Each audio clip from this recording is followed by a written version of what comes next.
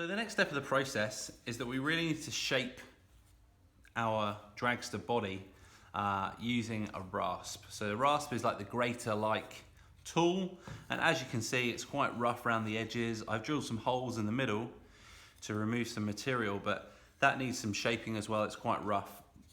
So this stage of the process usually takes quite a long time because we are trying to remove quite a lot of material in some places.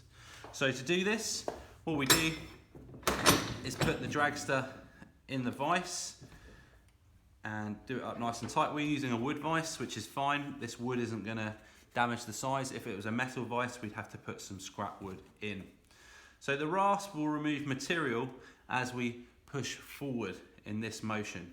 So just be careful around the front edges because you're not going to want to remove too much there and it could be fragile. But up here where it's thicker, we can remove more. So you want to start slowly because as soon as you remove material, you can't put it back. And I'm just gently shaping my dragster body.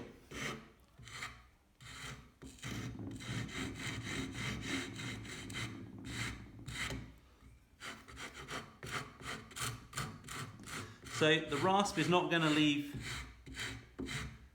the surface smooth, it's going to leave it rough, but it's a lot more effective in shaping than sandpaper. So we're going to rasp our whole design first, probably leaving the back around the hole because we want to keep that nice and flush with where the canister is going to go in.